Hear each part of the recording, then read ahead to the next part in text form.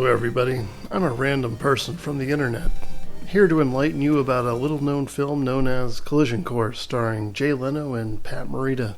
That's right, the former Tonight Show host and Karate Kid's Mr. Miyagi teamed up in the late 80s to fight international crime and battle a bunch of violent gangsters to recover a turbocharger from Japan that was being smuggled into the US to an unscrupulous businessman.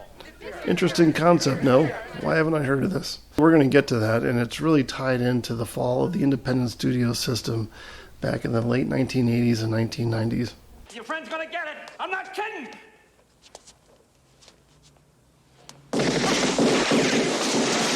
It's your standard buddy cop action movie that borrows from every trope that you've seen before in Lethal Weapon, Beverly Hills Cop, and kind of much better movies of that genre. Mashes them all up into a package and plops it down on your plate for a heaping helping of cinematic comfort food. You know, it's the first time in your life that you ain't got anything smart ass to say. Now, damn it, Custis, I am within 1 inch of putting your ass in jail along with your little kamikaze pal out there. In fact, you can play bingo according to the tropes in this film, like this one here. Fill in your own squares, make it fun.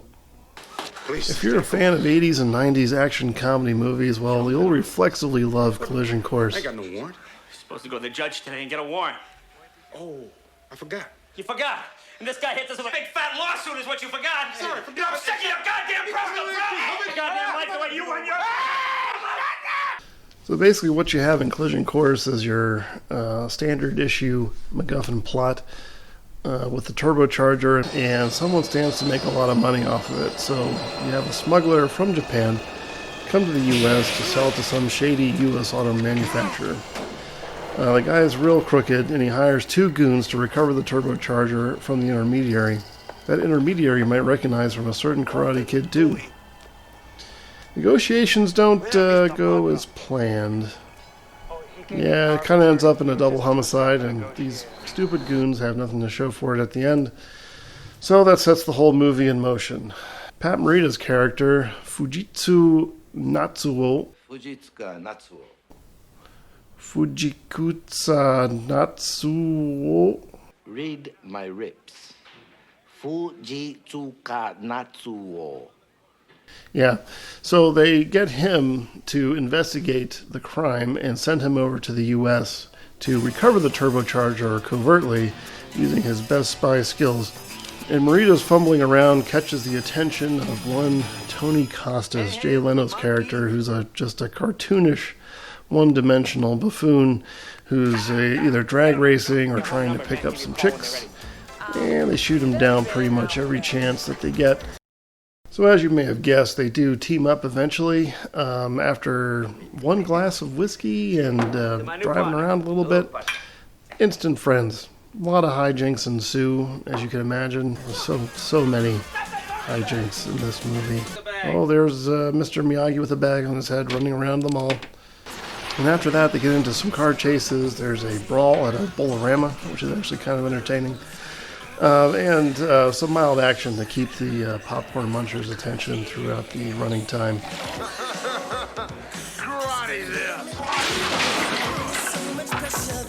These scenes are actually not too bad. They're not terribly shot.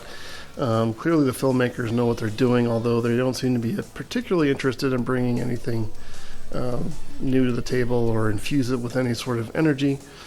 But they work. They work to keep the story moving along and to integrate the characters' motivation. And while I'm at it, the rest of the cast does a great job. It's an 80s who's who of supporting players.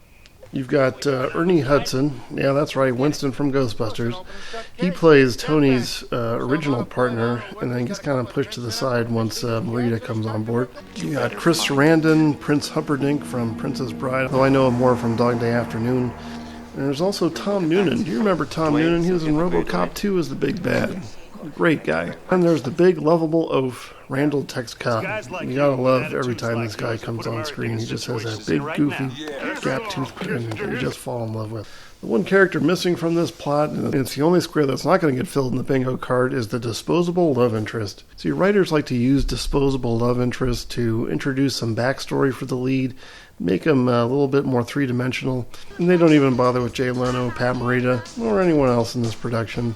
No, what you see is what you get. And that's what's kind of nice about this movie, is you don't really have to think too much.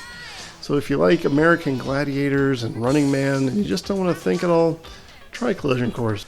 So the characters do their best to get through this thing and do a pretty good job. Everyone has their moments.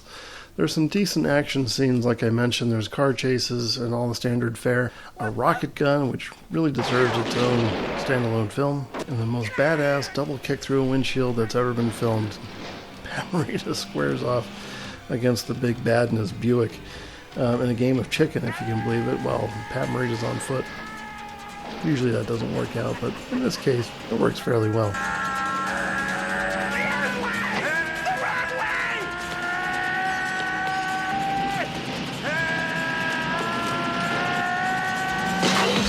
Maybe that's not the best visual effect you've ever seen, but man, is that effective. So you're watching this, having a good time, sipping on your favorite drink while you watch the movie, popping some popcorn, and you start to realize, why haven't I ever heard of this movie? Well, that all goes down to what was going on in the late 1980s and early 1990s in terms of these type of films. The company that produced Collision Course was De Laurentiis Entertainment Group. No, not that De Laurentiis. Dino, the father. Yeah, so he had a production company for a short amount of time in the 1980s that kind of took a nosedive in 1987. That's about the time that Collision Course was filming, and by the time the movie wrapped, DEG went totally underwater and declared bankruptcy in 1987, that same year. So, that left Collision Course hanging in the balance. DEG sold off its properties to Carol Co. Now, in 1988, Carol Co. was also making Red Heat. Now, if you remember, Red Heat is about Arnold Schwarzenegger, who plays a no-nonsense Russian police officer who is investigating crime in the U.S., and he's teamed up with a cocky and lazy Chicago cop. Now, you see the problem there. That's basically the same plot as Collision Course. So there's no way that Collision Course would be put to theaters up against way more bankable stars, Jim Belushi and Arnold Schwarzenegger. So Collision Course sat on the shelf for a few more years. Now, in between this time, the rights and ownership get a little fuzzy. At some point, Collision Course was then sold to HBO Video. So once it was transferred to HBO Video, there was no way that a theatrical release was going to happen. So it was basically dumped straight to video in 1992. So from 1987 to 1992, it gets plopped right on the bottom shelf of the action section at your local Blockbuster Video, rather unceremoniously. And that coincidentally was the same time that Jay Leno started his Tonight Show gig, so he wasn't really feeling too bad about that release. See you later, pal. Sayonara, my friend. Other independent studios like DEG had started to fall. Love Carol Co., the company that produced such hits as Terminator 2, Total Recall, Universal Soldier. Carol Co. was also struggling after 1991. Even after making Terminator 2 Judgment Day, the thing made over $500 million worldwide. A few years later, believe it or not, Carol Co. went underwater and declared bankruptcy. After consecutive box office flops, they made a last bid to do a big production called Cutthroat Island, starring Gina Davis. That thing totally tanked. And with it, so went Carol Co. in 1995. And that whole catalog was sold off as well. All the major independent studios started to fall in the 90s. The first big one was Orion in 1991. They produced such crowd pleasers as the first Terminator, RoboCop, Platoon, and Code of Silence, among many other non-action titles like Dances with Wolves even. They couldn't last past a few flops, and they went bankrupt. Similarly, we all know Canon Films and that story. There's a whole documentary about that they went under about in the late 80s and early 90s after Masters of the Universe and Superman 4 finally did them in. Their last film was in 1994, and they finally folded in 1996. Then you might know some of these other production studios that also were either reabsorbed by their parent companies or folded entirely. So Collision Course's fate was heavily intertwined with this dynamic in the late 80s and early 90s. It represents an end to an era as far as moderately budgeted action movies go. We never got to see the same consistent caliber of movies coming out like we did back then. Every now and again we'll get something from video on demand that looks interesting. Netflix will throw us a bone with movies like Extraction. And even Redbox has the occasional bottom shelf title from one of our old action stars, but it really was never the same. With the consolidation of other studios, Disney gobbling up everything, but there is some hope on the horizon.